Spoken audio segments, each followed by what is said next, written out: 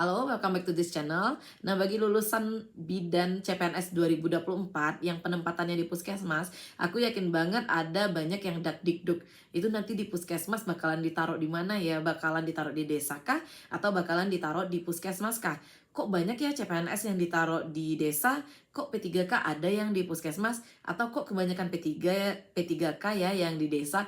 Ada banyak sekali pertanyaan-pertanyaan seperti tidak ada kepastian harus berada di mana. Itu sistemnya, bagaimana cara menentukannya, bagaimana chance-nya supaya bisa berada di desa lebih banyak atau berada di puskesmas lebih banyak. Nah, kali ini akan kita bahas. Bagi teman-teman, mungkin aku percaya banget ya, teman-teman punya prioritas atau keinginan masing-masing. Ada mungkin yang ingin banget untuk stay di desa karena ingin bersentuhan langsung dengan masyarakat atau senang dengan skill-skill yang berkaitan dengan masyarakat. Ada juga mungkin yang prioritasnya itu ingin di puskesmas karena memang ingin pekerjaan-pekerjaan manajerial. Beberapa tahun belakangan kalau kita tilik itu kebanyakan banyak yang pengen di puskesmas lulusan kebidanan karena memang mungkin isu terkait skills. Mungkin ada yang tidak percaya diri dengan skill sehingga ketakutan kalau ditaruh di desa. Ada juga mungkin isu-isu terkait dengan prestis pekerjaan gitu ya. Ada mungkin yang berpikir kalau di puskesmas itu lebih bagus dan segala macamnya, padahal kedua-duanya itu memiliki positif dan negatifnya masing-masing. Nah, sekarang aku kasih tahu yang masuk ke puskesmas itu untuk lulusan CPNS itu ada D3, ada D4, kemudian ada S1, ada S1 tambah profesi. Nah, ketika melihat 3 jenjang pendidikan ini, itu tidak serta-merta menentukan tempat mereka di puskesmas.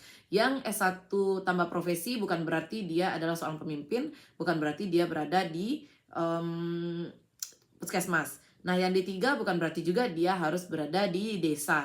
Jadi ketika kita memasuki sebuah instansi, itu bagian kepegawaian, kemudian juga pemimpin, mereka akan memetakan kemampuan kita.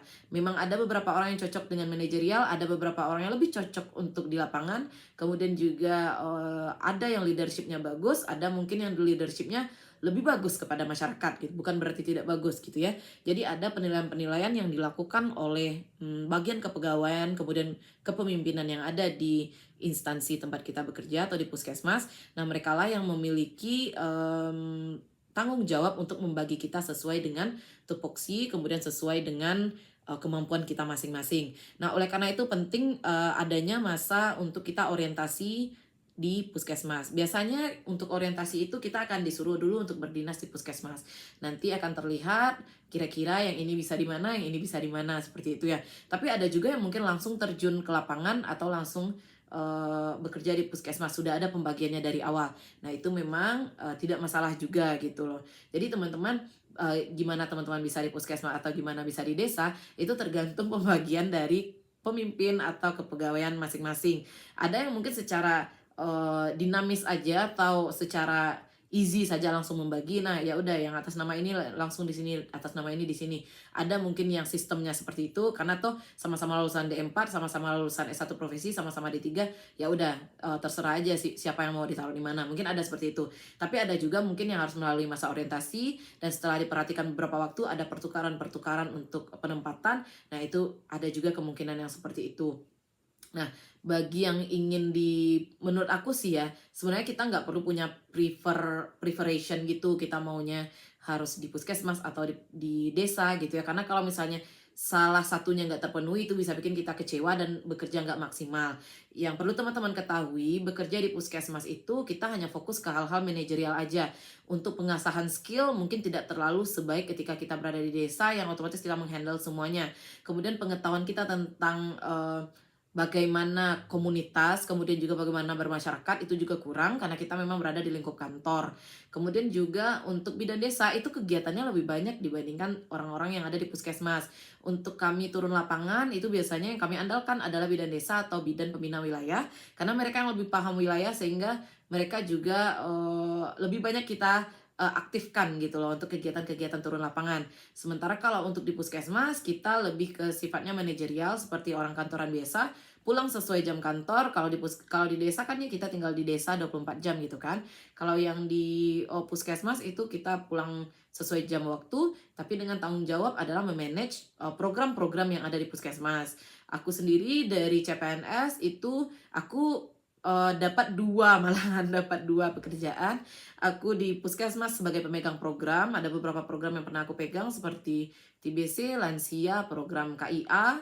Nah, sekarang masih program KIA dan kemudian Yankestrat gitu ya. Kemudian juga kalau di desa aku juga bertanggung jawab atas salah satu desa.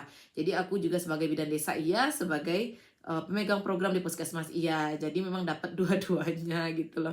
Jadi memang ada hal-hal yang seperti itu. Jadi jangan ngotot. Aku lihatnya banyak, oh kita udah profesi, kenapa kita yang dilempar gitu ya.